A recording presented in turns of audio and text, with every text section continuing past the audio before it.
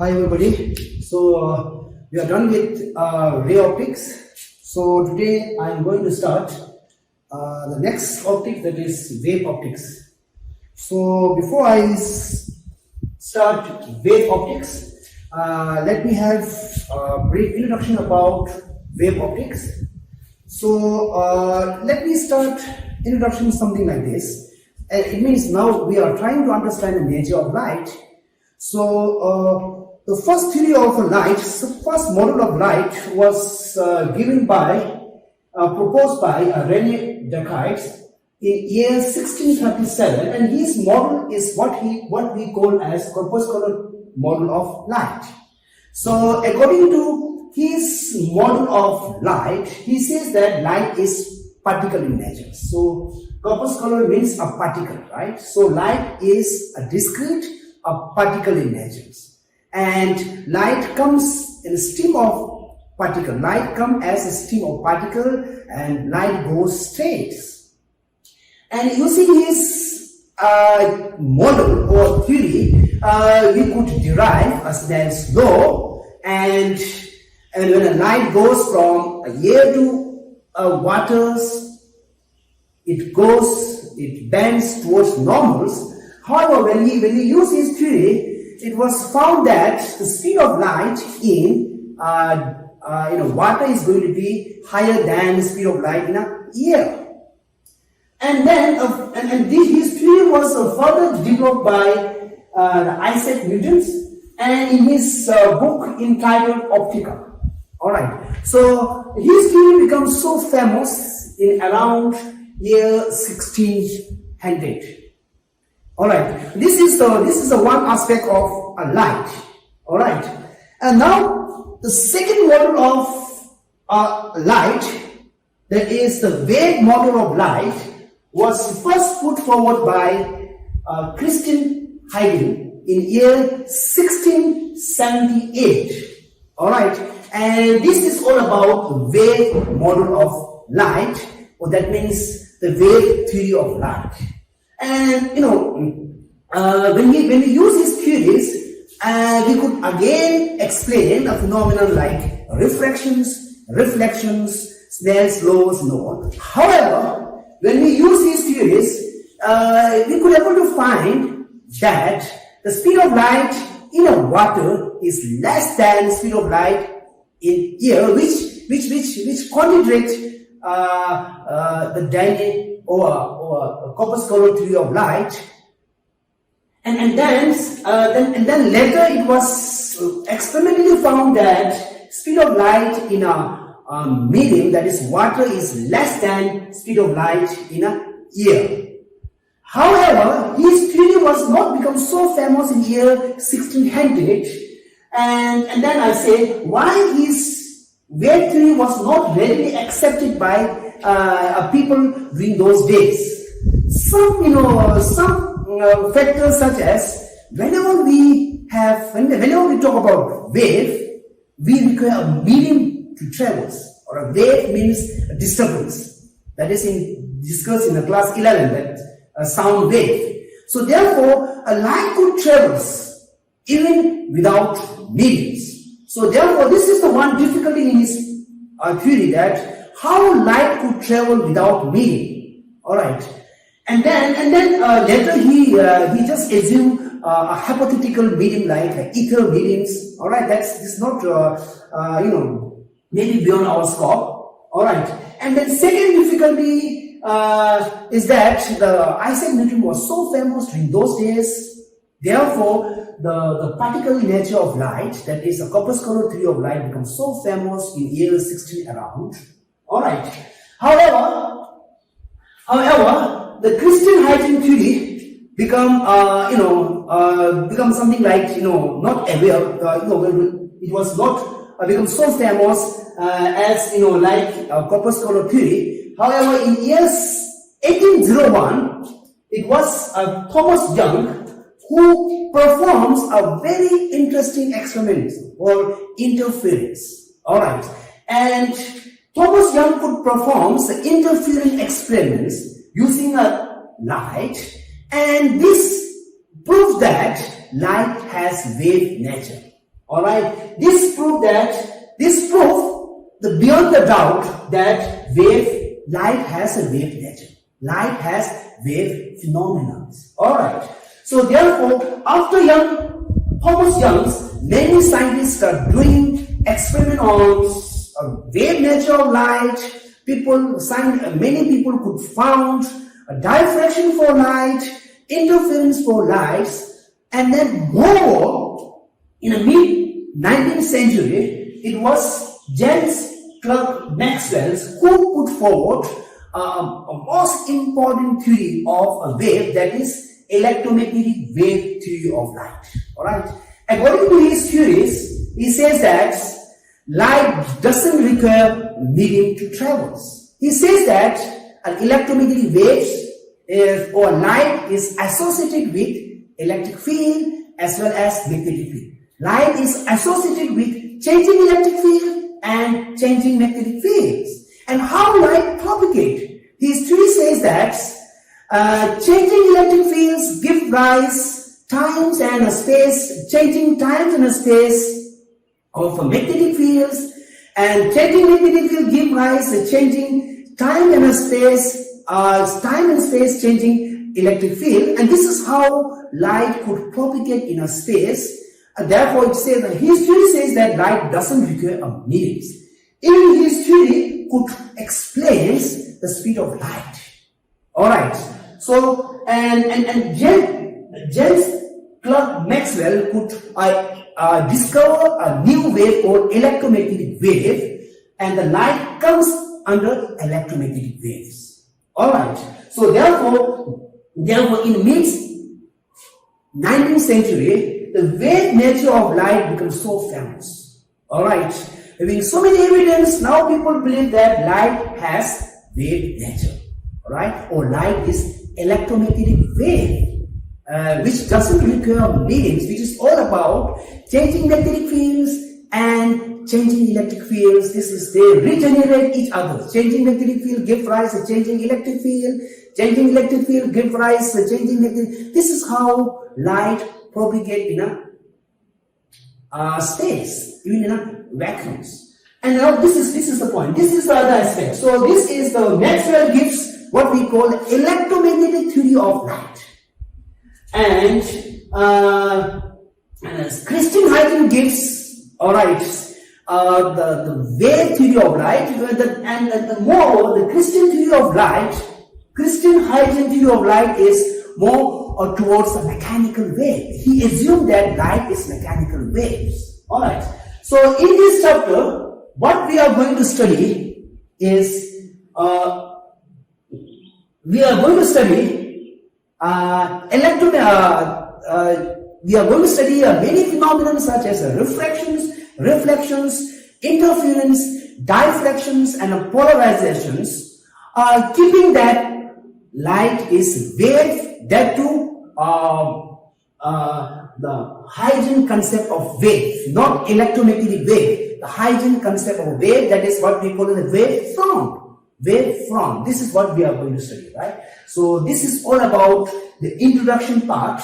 Alright, this is all about introductions. Now I would like to start with a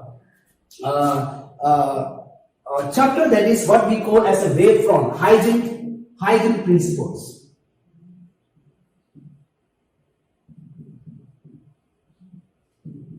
Huygens principle. Alright, so this is very, very important concept, without which we won't be able to proceed next topic. So this is what I have. So as I told you again, Huygens assumes that light has a wave, that is mechanical waves. Huygens talks about mechanical wave. Huygens never talks about electromagnetic wave or non-mechanical wave that you have studied in class 11. Huygens talks about a mechanical wave, and Huygens concept about wave is all about geometrical constructions of a wave. Alright, now let's start. I have a calm pool of water. If I drop a small stone on a calm pool of water, what do we observe? This is what we are going to observe. And we see, and then I disturb a water, and then you find so many rings of water, waves coming out. We call it as a wave. Waves coming out, right? So many rings, right? This is what we call as so many circular rings are coming. You find so many circular rings comes out, and this is how it goes from the point of disturbance. And we also studied in the class 11 that all these rings, all these circular rings are what we call as disturbance. And all these rings, undergo oscillations. That means it's vibrate, it oscillates up, down, right? So that is how. So when I take a snapshot, you are going to find this. And I said all these rings, circular rings are what we call as a ripple normally we call it a ripple, and we call this as a wavefront. And wavefront is nothing but disturbance. This is what we call. So that wavefront goes away and goes. If I continue disturbs, you find so many rings, circular rings coming out from this source, and this is how wave goes out. This is how wave propagate in a water. Alright. So we say that these circular rings are what we call as a wavefronts, and this is how it goes. Alright. I have another examples. Now look at here. I go on disturbing periodically, and we find a beautiful rings of circular rings are coming out, and each ring, look at here. Alright, each ring, when you observe very carefully, each rings go up all together, goes down all together. That means they oscillate in phase. All these. Alright. Water particles all along these rings.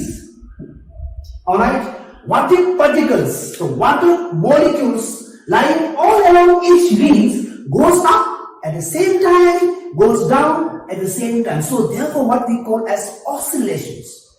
And water molecule doesn't move. And what is moving? The disturbance is moving. A wavefront is moving. Alright. Water particle goes on oscillating up, down, and oscillating. Alright. And this is what we call that they all water particles lying all along particular rings are in phase. In phase means they all go up together, go down, and come down together. This is what we have. And this is again here also, right? If I observe, goes up and goes down. Alright. So this is what we have. This is the nature, right? This is the nature, right? So this is wavefronts, and all the water particles lying on each wavefronts are going up.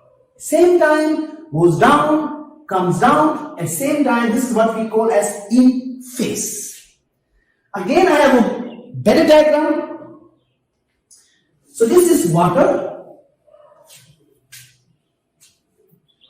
And these are what we call as a wavefront, which I told you before, right? Alright. So this is what we call a circular wavefront. See, this is a plane. Water surface is a plane, therefore we could observe only circular wavefront. We could observe only circular wavefront, right? So all the water particles all along this goes up, down, at the same time. This is a particular waveform number 1, this is waveform number 2, this is waveform number 3. And this is first it creates and then goes to this and goes to next, goes. How wave progress. So therefore, now what do you mean by wavefront? Alright, what do you mean by wavefronts? So wavefront is defined as a locus of points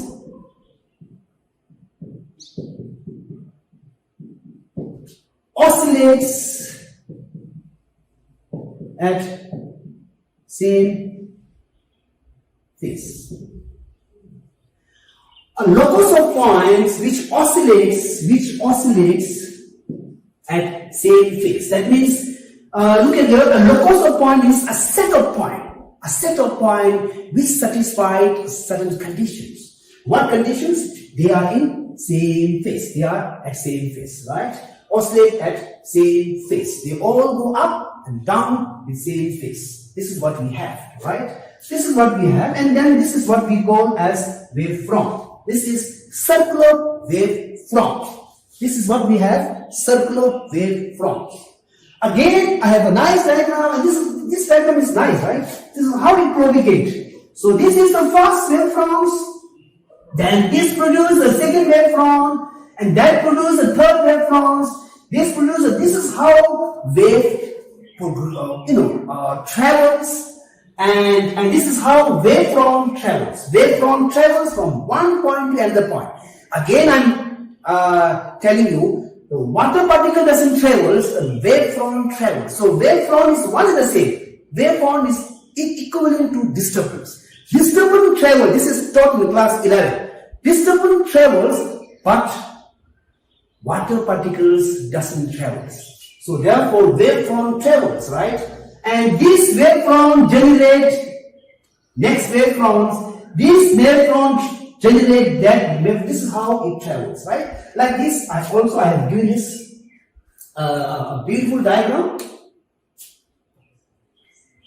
So this is how we define a wavefront. A locus of points which oscillate at the same phase. Or again I define as it is a surface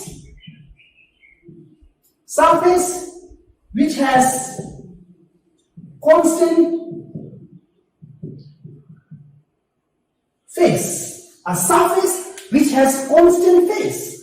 So this, I consider this as a surface which has a constant, that means they all go together at the same time, all comes down at the same. This is what we call as wavefront. This is what we call as wavefronts. Again, you just put it out. Alright, so this is how it goes. So this is, I have written like a circular wavefronts. And this is source is, I go on dipping the finger in a water, and that produces this disturb waters, and wavefront travels. This is the shape of a wavefront. This is how a wave travels. The wave travels in a direction perpendicular to the wavefronts. Alright, so this is what we have. A wavefront is a line that joins all the peak of a wave or all the identical point on the wave. That's really what we have done. Alright, so this is for water wave. This is for water wave. Alright, so keeping water wave, I am going to apply this to light wave. This is what we have. Now, I said, I have a light. Consider a light. If I put on the light, and instead of a plain circular wavefront, you are going to get a spherical surface. The spherical surface is what, this is a three-dimensional surface. This is a three-dimensional surface. So look at here, this could be let's say a source of sound. Here I say it is a source of light. When I put on the light, light in a homogeneous space, and light travels, alright, in three-dimensional, right? So look at here. If I choose this surface, how many surfaces are there? One surface, two, first, second, third, or fourth surface. Alright. This is how light travels. This is how light travels. This is how light travels. And now look at here. I just take this surface. Alright. The light on this surface are all oscillating. Alright. Light on this surface are oscillating with, oscillating with same amplitude,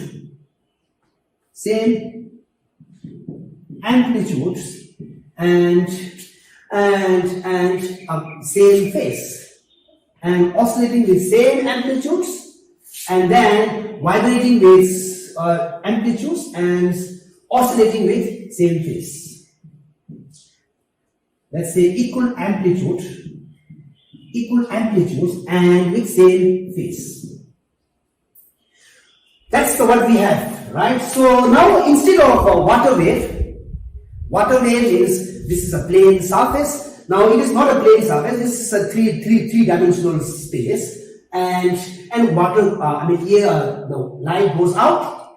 All right, and this is the first spherical surface. This is the second spherical surface, and this is the third spherical. And such a surface, I choose a surface. That is a surface. I choose a surface where you find a light oscillating with the equal amplitude in the same phase is nothing but a spherical surface. You get a spherical surface which you see here. You get 4 different spherical surfaces. And this spherical surface is what we call as spherical wavefronts. This spherical surface is what we call as spherical wavefronts. This spherical surface is what we call as spherical wavefronts. So I see the locus of point lying on this particular spherical surface, which oscillate with equal amplitudes with the same phase, all right, is what we call as spherical wavefront. So I have shown you 4 different spherical wavefronts, and this is the first. This produces this next spherical wavefronts. Second produce the next, that is third spherical wavefronts. Third produce a next, that is a fourth spherical. This is how light travels. And a wavefront is the locus of all adjacent points at which the phase of a wave is the same. A spherical. This is what we have done. The electromagnetic wave in the vacuum also spread out as shown here. This is what we have. This is how light travels like this. All right. So this is what I have. First example, and this is this previous one is the 3-dimensional representations. This is the 2-dimensional representations. This is the source of light, and this is the first spherical surface. We call it as first spherical wavefronts. This is the second spherical surface. This is the second spherical wavefronts. This is how it goes. This is how it propagates. And we say that the speed of wave is equal to a speed of wavefronts. A speed of a wave is equal to speed of wavefronts. So speed of wave is equal to wavefronts. And the direction of a wave, right? So direction or the velocity of a wavefront is always perpendicular to the wavefront. This is what we have. All right, and this is what we call as a spherical wavefronts. Yes, this is the first wavefronts. I can have a sphere like this. This is a second spherical wavefront. This is a third spherical wavefront. I choose a small portion of a huge spherical surface. When you choose a small portion of a huge spherical surface, the surface looks plane. So let's say if I choose a small portion of a huge spherical surface, the surface appears plane. Again, I am repeating. If I choose a small surface from a huge spherical surface, then the surface appears plane, and this is what we call as plane wavefronts. So normally plane wavefront is again spherical.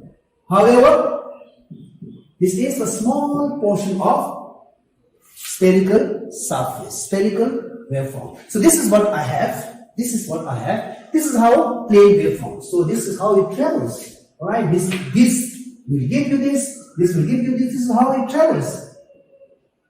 So first wavefront produce, second wavefronts, next wavefront, and then next wave. This is how it travels. So therefore, wavefront is nothing but disturbance.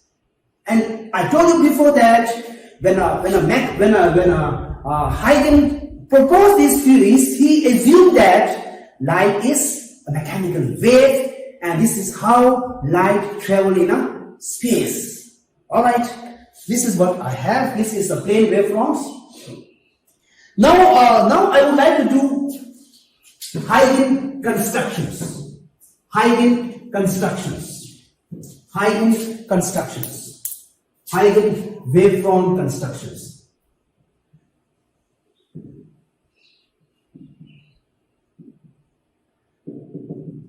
Huygens waveform constructions. So look at here. Whenever we use Huygens principles, alright, we always say that we should know initial waveforms. We should know initial waveform. Let's say that at a time at t is equal to 0, that is initially, if you know a waveform, right? Initial waveforms. If you know initial waveforms, if you know our initial waveforms, then you can construct a successive waveforms. Then you can construct a successive waveform using Huygens principles. How are you going to construct? So let's say I say that f at t is equal to 0, f1, f2 is a spherical waveforms. Is the initial spherical waveforms. I say initial spherical waveforms. Initial spherical waveforms. Oh, this is what we say a primary waveforms. Alright. Now, when we talk about Huygens, Huygens says that every point on a wavefront act as a source for a next wave, a spherical wavelet. So this is what we call as a spherical wavelet. This is what we call as a spherical wavelet. This is what we call as a spherical wavelet. And so I have so many spherical wavelets. Look at here. Each point, every point on a first wavefront act as a source for a secondary wavelet. This is what we call as a secondary wavelet. This is going to be a sphere. This is going to be a sphere. That is what we call as a spherical wavelet. Spherical wavelet. And again, one more important concept regarding Huygens principle is it is a geometrical constructions. You use a geometry and then construct waveform. Alright. So these all are these give rise wavelet, spherical wavelet, and corresponding wavelet. And I am going to draw common tangents. When you draw a common tangent, and now G1, G become G1, G2 become a secondary wave fronts. Secondary wave fronts. So this is how it. Now once you get this, alright, I say if a velocity is, if v is the velocities and if tau is the times, the distance traveled is going to be v into tau. This is the dead distance. Alright.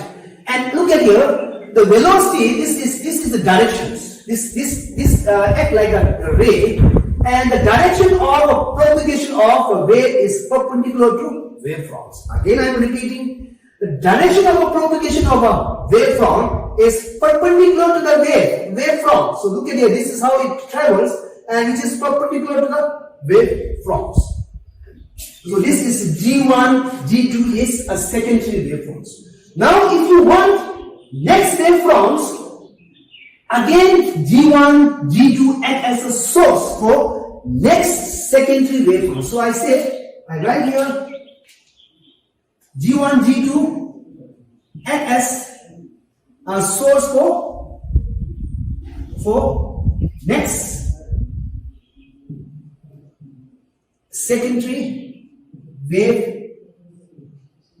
wavefronts. So this is what? This is how wave travels. And this is what we call as a spherical wavefront. So this is the common tangent. This is the common tangent, right? This is the common tangent. Alright, so this is how you construct a wavefront. Again, so you go on, and this is a wavelet. Alright, you could produce, each point produce a spherical wavelet, and you get so many spherical wavelets, and you draw a common tangent, and that common tangent is none other than wavefronts. Alright, so therefore F1, F2 is a spherical wavefront at time t is equal to 0, and I'll explain you later, backward. Again, I have this.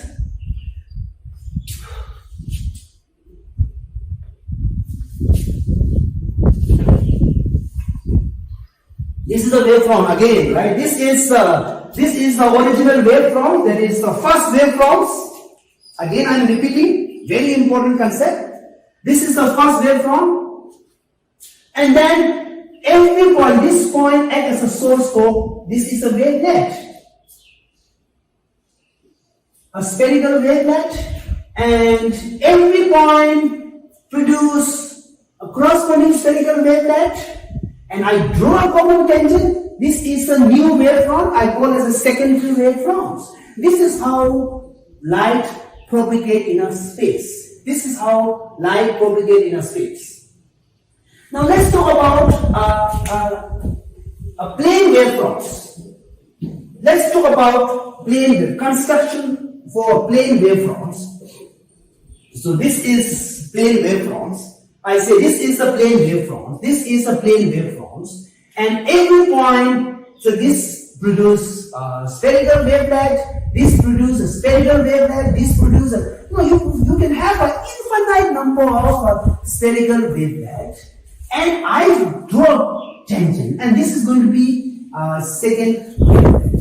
If I say if the time interval is tau, after tau, this wave travels this distance. Distance is going to be, velocity is v, tau is distance, tau is time. So this is how wave travels. This is how wave travels. So, and again, I can have like this again. Alright, again I draw a tangent. This is going to be a next new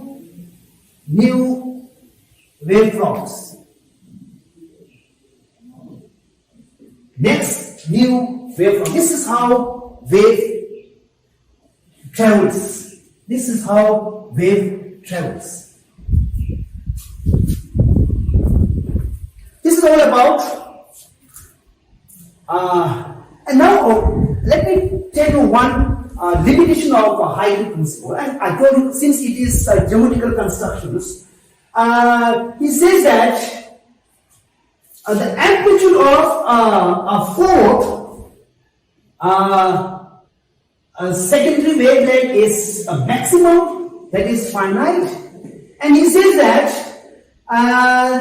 the amplitude of a backward wavelet is 0. This is his assumptions. That means he says that his theory could not predict or talks about a backward waves. So the wave doesn't travel backward, wave always goes forward. This is his limitation, right? So limitation is that backward v1, v2 is not possible according to his theory. So this is the one limitation from his theory. So that means this is not possible for his theory, right? According to his theory, this is not possible, right? This is not possible. Actually, it is possible.